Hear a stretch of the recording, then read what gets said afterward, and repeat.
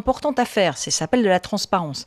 Mais moi, je dis non à l'antiparlementarisme. C'est pas de l'antiparlementarisme? Si, c'est de l'antiparlementarisme primaire et On viscéral. peut faire les deux? Non, je vous explique ce qui se passe. Aujourd'hui, un parlementaire en France n'a juste pas les moyens de travailler correctement. Je suis désolée, je le dis, je vais peut-être choquer ceux qui nous écoutent. Donc il a besoin de travailler à côté.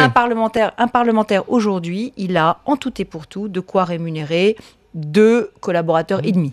À peu près. 2 collaborateurs et la demi. réserve parlementaire de attendez. 130 000 € par député aussi. Ça, oui, enfin, on va y revenir. On va y revenir sur la réserve parlementaire. Ça n'est évidemment pas quelque chose qu'on utilise Non, pour c'est nous. les autres. C'est de l'argent. C'est pour le travail global aussi, Oui, la réserve mais je vais en parlementaire. parler de la réserve parlementaire parce que ça n'a rien à voir. Et c'était pas 130 000 € du tout l'année dernière. C'est 130 000 € depuis cette année. Je vais vous expliquer pourquoi. Mais le député a 2 collaborateurs et demi. Dans toutes les grandes démocraties, les députés ont un vrai cabinet avec des vrais collaborateurs parce qu'ils ont un rôle fort de contrôle. Dans la grande démocratie, il y a moins de députés aussi. Non, mais ça veut dire quoi? Ça veut dire que moi, je suis avec l'activité favorable. professionnelle? Non, mais ça veut dire que je suis favorable. Je suis favorable à ce que les députés se focalisent sur leur mandat, mais qu'on leur donne les moyens. Ça veut dire qu'il faut sans doute peut-être supprimer un certain nombre de députés. Peut-être qu'on soit beaucoup moins nombreux. Pourquoi pas 400 députés au lieu de 600 mais qu'on nous donne les moyens de travailler. Et je ne tomberai pas dans le sur l'activité professionnelle, vous n'avez pas... Sur les activités professionnelles, c'est très simple. Avocat et député, médecin et député. Je vais vous dire ce qui se passe sur les activités professionnelles. Mais c'est la même chose aussi avec les cumuls de mandats, les députés maires. Pourquoi les députés cumulent? 2 raisons. Ils sont députés maires parce que le député n'a pas de pouvoir et n'a pas de collaborateurs et n'a pas les moyens de travailler. Donc ils sont maires pour avoir les moyens de travailler, pour avoir un vrai ancrage local. Pourquoi ils cumulent avec une activité? Mais c'est parce qu'il y a certaines professions où quand vous devenez député, vous n'avez aucune assurance de retrouver votre métier si vous ne la gardez pas. Alors vous êtes médecin, vous êtes avocat, vous êtes chef d'entreprise, vous êtes agriculteur.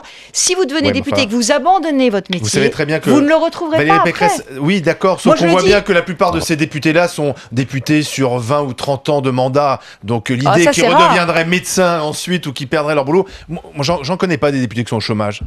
Citez-moi un député qui est au chômage aujourd'hui, qui a du mal à gagner sa vie, qui a perdu son poste de député et qui serait vraiment dans je vais la pas mouise. donner de nom, je vais pas donner de nom, mais j'en connais un grand nombre.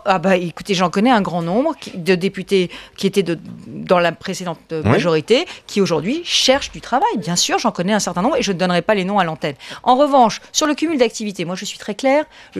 Mon cumul d'activités, c'est mère au foyer. Voilà. Donc je m'occupe de mes enfants quand je me consacre pas à la politique, je m'occupe de mes enfants et d'un certain nombre d'activités qui me tiennent à cœur. Mais donc c'est possible.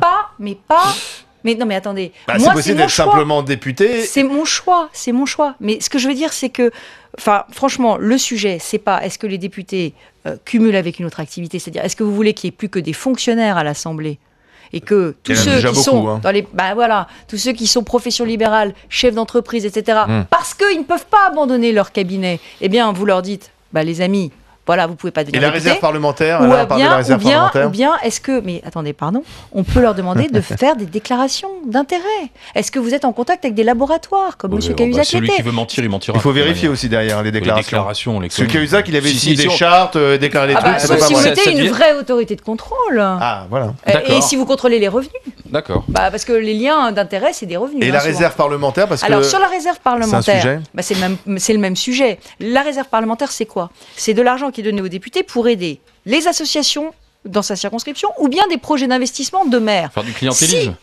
Non, c'est d'aider des projets. Si vous enlevez ça aux députés, vous lui enlevez absolument tout à vos électeurs ce que vous en faites de cet argent? Bien sûr, on m'a interrogé, le Parisien m'a interrogé il y a quelques semaines en me disant à quoi avez-vous consacré votre réserve parlementaire cette année? J'ai dit, j'ai subventionné 35 associations humanitaires, sociales et caritatives dans la circonscription. En leur disant n'oubliez pas de voter pour moi la prochaine fois. Non, je l'ai fait parce qu'aujourd'hui, les associations ont du mal à boucler leur fin de mois, elles sont dans la difficulté. Dans mon mandat précédent, j'avais plutôt aidé des maires à mettre en place des projets parce qu'ils avaient des difficultés. On peut supprimer ça, mais là encore, si vous supprimez la réserve parlementaire, un peu mieux. augmenter les moyens pour travailler.